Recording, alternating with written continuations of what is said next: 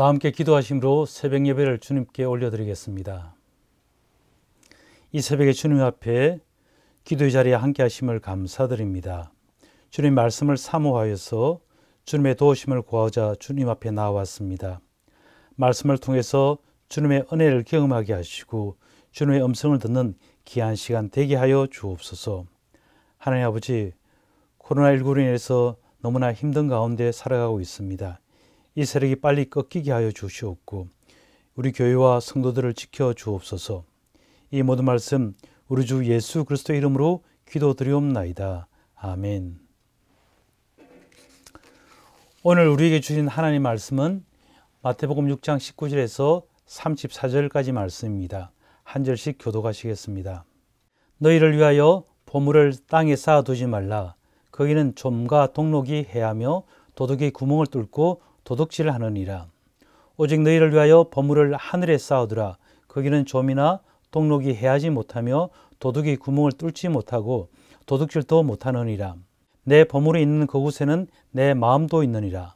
눈은 몸의 등불이니 그러므로 내 눈이 성하면 온몸이 밝을 것이요 눈이 나쁘면 온몸이 어두울 것이니 그러므로 내게 있는 빛이 어두우면 그 어두움이 얼마나 더하겠느냐.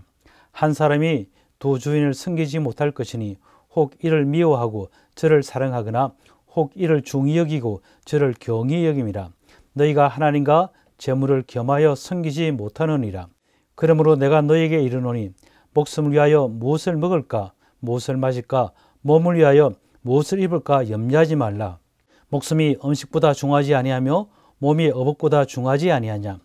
공중의 새를 보라. 심지도 않고 거두지도 않고 창고에 들이지도 아니하되 너희 하늘 아버지께서 기르시나니 너희는 이것들보다 귀하지 아니하냐. 너희 중에 누가 염려함으로 걷기를 한 자라도 더할 수 있겠느냐. 또 너희가 어찌 어복을 위하여 염려하느냐. 들의 백합화가 어떻게 자라는가 생각하여 보라. 수고도 아니하고 길삼도 아니하느니라. 그러나 내가 너희에게 말하노니 솔로몬의 모든 영광으로도 입은 것이 이 꽃 하나만 갖지 못하였느니라. 오늘 있다가 내일 아궁이에 던져지는 들풀도 하나님이 이렇게 입히시거든 하물며 너희일까 보냐. 믿음이 적은 자들아. 그러므로 염려하여 이르기를 무엇을 먹을까 무엇을 마실까 무엇을 입을까 하지 말라. 이는 다 이방인들이 구하는 것이라. 너희 하늘 아버지께서 이 모든 것이 너희에게 있어야 할 줄을 아시느니라. 그런즉 너희는 먼저 그의 나라와 그의 의를 구하라. 그리하면 이 모든 것을 너희에게 더하시리라. 그러므로 내일 일을 위하여 염려하지 말라. 내일 일은 내일이 염려할 것이요 한날의 괴로움은 그날로 족하니라. 아멘. 오늘 본문은 예수님께서 하나님의 백성인 이스라엘 백성들에게 하신 말씀입니다. 예수님이 사신 그 시대는 오늘날 우리와 비교가 되지 않을 정도로 정말 힘든 시대였습니다. 그때 이스라엘은 로마의 식민지였습니다. 세리와 군인들이 정말 백성들을 힘들게 하였습니다. 그래서 매일 무엇을 먹을까, 무엇을 마실까, 무엇을 입을까 하는 염려가 이들의 일상이었습니다. 이런 이스라엘 백성에게 예수님께서 31절에 보면 그러므로 염려하여 이르기를 무엇을 먹을까, 무엇을 마실까, 무엇을 입을까 하지 말라 하시는 것입니다. 한마디로 염려하지 말라는 것이죠. 정말 힘든 말씀입니다. 그런데 여러분, 돈이 없어서 먹지 못하고 배가 고파서 힘들어하는 자식들을 보면 마음이 어떤 생각이 드세요? 과거 우리나라도 6.25가 있었습니다. 그리고 그 이후 정말 황폐한 이 땅에서 살아가면서 보릿고개라는 그런 힘든 시절도 있었습니다. 이런 고난 중에 있는 사람들에게 염려하지 말라는 말은 정말 듣는 사람으로 하여금 너무 힘들게 하는 그런 말씀이죠. 만일 여러분이 이런 말을 들었다면 어떤 마음이 들까요? 많이 힘드시겠죠? 저도 이 본문을 묵상하면서 많이 힘이 들었습니다. 왜냐하면 가난과 고난이 얼마나 힘든 것인지 알기 때문입니다. 경험해 보았기 때문입니다. 사실 염려할 수 없는 것이 우리 인생의 삶인 것이죠. 근데 예수님께서는 염려하는 사람들에게 이렇게 말씀하십니다. 27절에 보면 너희 중에 누가 염려함으로 걷기를 한 자라도 더할 수 있겠느냐. 염려한다고 해서 작은 키가 더 커질 수 있겠느냐는 것입니다. 너희 힘으로 어쩔 수 없는 일들을 가지고 왜 고민하느냐는 것이죠. 어쩔 수 없는 현실 앞에서 염려하고 걱정하지 말라는 것입니다. 아무 소용이 없다는 것입니다. 어쩌면 이 말씀은 너무나 절망적이고 희망이 없는 그런 말씀으로 들릴 수 있습니다. 근데 예수님께서는 28절과 30절에 그 이유를 설명하십니다. 또 너희가 어찌 어복을 위하여 염려하느냐? 들의 가파가 어떻게 자라는가 생각하여 보라. 수고도 아니하고 길쌈도 아니하느니라. 그러나 내가 너희에게 말하노니 솔로몬의 모든 영광으로도 입은 것이 이 꽃 하나만 갖지 못하였느니라. 오늘 있다가 내일 아궁이에 던져지는 덜풀도 하나님이 이렇게 입으시거든 하물며 너희일까 보냐. 믿음이 작은 자들아. 들의 벽화를 보라는 것입니다.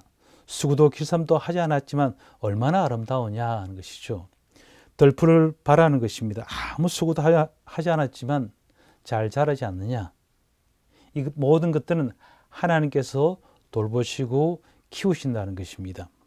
그러면서 하시는 말씀이 이 믿음이 적은 자들아 하고 참 책망을 하시는 것이죠. 왜 믿지 못하냐는 것입니다. 예수님의 안타까운 마음이 느껴지는 그런 말씀인 것이죠. 그리고 26절에 보면 공중의 새를 보라. 심지도 않고 거두지도 않고 창고에 모아 들이지도 아니하되 너희 하늘 아버지께서 기르시나니 너희는 이것들보다 귀하지 아니하냐. 하늘에 나는 새를 보라는 것입니다. 심지도 않고 거두지도 않고 하지만 하나님께서 기르지 않느냐는 것입니다. 그러면서 바로 이 새를 기르시고 식물을 기르시는 분이 너희의 아버지 하나님이시라는 것입니다. 너희는 그분의 자녀라는 것이죠. 부모가 자식을 돌보듯이 우리를 돌보시지 않겠느냐는 것입니다. 그런데 문제는 우리가 어떤 위기를 당하게 되면 정말 머리가 하얘지고 막 땅만 보이는 것이죠. 아무 생각이 없어집니다.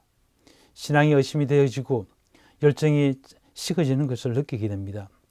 코로나19와 같이 힘든 현실이 계속 지속이 되어지면 염려가 되는 것은 어쩌면 당연한 사실일지 모릅니다.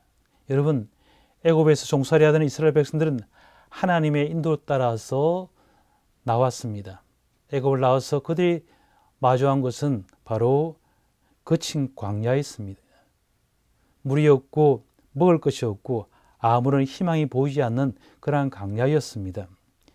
이런 위기에 처하게 되면 어떤 마음이 들겠습니까? 아마 제일 처음 드는 마음이 아마 염려일 것입니다. 이렇게 염려하는 이스라엘 백성들에게 예수님은 이렇게 권면하십니다. 32절에 보면 이는 다 이방인들이 구하는 것이라. 너희 하늘 아버지께서 이 모든 것이 너희에게 있어야 할 줄을 아시느니라고 이렇게 말씀하십니다. 여러분, 하나님께서는 먼 곳에 계신 분이 아니십니다. 성자 하나님이신 예수님께서는 육신을 입고 낮고 천한 이 땅에 오셨습니다. 정말 사람들과 같이 아픔과 배고픔과 수모와 정말 치욕을 당하셨습니다. 그리고 가장 고통의 십자가에서 죽으셨습니다. 인간이 당할 수 있는 모든 것을 다 겪으신 그런 분이 바로 예수님이십니다. 이 예수님께서 우리에게 이 모든 것이 너희에게 있어야 할 줄 아신다는 것입니다. 우리의 필요를, 우리의 아픔을, 우리의 고통을 예수님께서는 너무나 잘 아신다는 것입니다. 이 예수님께서 지금 우리와 함께 하시고 우리와 함께 걷고 계신다는 것입니다. 그리고 예수님께서는 이 강야 같은 세상을 이길 길을 가르쳐 주십니다. 33절에 보면 그런즉 너희는 먼저 그의 나라와 그의 의를 구하라는 것입니다. 그리하면 이 모든 것을 너에게 더하시리라. 이렇게 예수님께서는 말씀하십니다.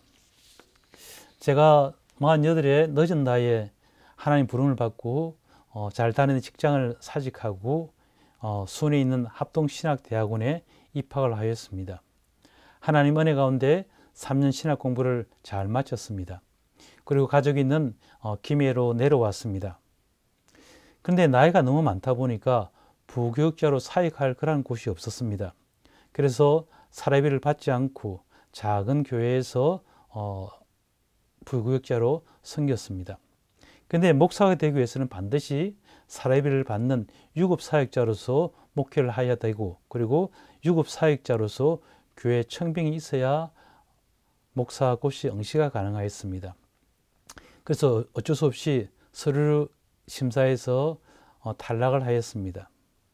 근데 어느 날 지인이 저를 찾아왔습니다. 저에게 하나님께서 말씀을 전하는 목회자로 부르셨으니 맡겨주신 양이 반드시 있을 것이라고 이렇게 말씀을 하셨습니다. 실망한 저에게 이 말은 참 많은 생각을 갖게 하였습니다. 하나님께서 나를 왜 부르셨나 하는 그런 생각이 들었습니다. 그리고 내가 하나님 나라를 위해 부름을 받았기에 이 말씀대로 나에게 맡겨진 양이 있을 거로 생각하였습니다. 그래서 강도사 신분이었지만 아내와 언혼하고 개척교회를 하기로 하였습니다. 그래서 집을 팔고 그 돈으로 새 집을 얻고, 그리고 나머지 돈으로 김해 외동에 있는 작은 건물 지하 공간을 얻었습니다. 그렇게 개척을 준비하였습니다. 근데 어느 날 아침 소변을 보는데 피가 나왔습니다. 그래서 병원에 가서 검사를 받았는데 방광암이었습니다.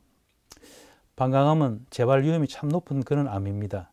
그래서 더 이상 개척을 준비를 할 수 없어서 중단하였습니다. 주님을 위하여 모든 것을 내려놓고 주님만 바라보고 달려왔는데 어떻게 이렇게 길이 막힐 수 있을까? 정말 힘이 들었습니다. 정말 그리고 뜨겁게 기도하였습니다. 하나님 은혜로 정말 암수술은 잘 되었고 새로운 유급 사역지가 정해져서 또 부교육자로 교회를 섬기게 되었습니다. 그리고 목사가 되었고 이렇게 호산나 교회 와서 여러분에게 말씀을 전하게 된 것입니다. 여러분, 예수님께서는 우리에게 이렇게 말씀하십니다. 34절에 보면 그러므로 내일 일을 위하여 염려하지 말라. 내일 일은 내일이 염려할 것이요 한날의 괴로움은 그날로 족하니라 라고 이렇게 말씀하십니다. 매일 염려할 일이 생긴다는 것입니다.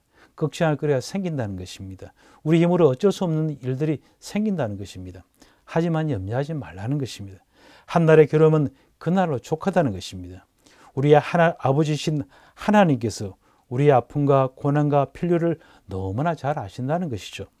그리고 우리가 하나님 나라와 을을 위하여 살아간다면 우리의 필요를 아시는 하나님께서는 하나님의 때에 하나님의 방법으로 우리의 필요를 채워주시고 하나님의 자녀답게 해 주실 것입니다. 여러분, 코로나19로 인해서 너무나 힘드시죠. 하지만 창조주 되시는, 그리고 모든 것을 다스리고 섭리하신 하나님께서 우리의 아버지이심을 꼭 기억하시기 바랍니다. 오늘도 이 믿음으로 승리하시는 저와 여러분이 되시기를 주님의 이름으로 축원드립니다. 다 함께 오늘 기도 한번 했으면 좋겠습니다. 먼저 코로나19 바이러스가 빨리 종식될 수 있도록 해주시고 성도들이 이 어려운 시기를 믿음으로 잘 이기게 하시고 하나님의 도우심을 경험하게 하옵소서. 둘째는 믿음소 비전센터 건축이 차질 없이 진행되고 모든 성도가 한 마음과 한 뜻이 되게 하소서. 하나님의 영광이 되는 진정한 미래꿈 소망의 센터가 되게 하소서. 세 번째는 세월이 지날수록 몸과 마음이 약해지고 있는 우리 실버 어르신들이 하나님의 은혜 가운데 영육간에 맑고 건강하게 살아가게 하시고 남은 생애 동안 재정적인 어려움 없이 살게 하시고 자녀들을 통해 기쁨을 누리며 살아가게 하옵소서. 이 기도 제목을 가지고 다 함께 기도하시겠습니다.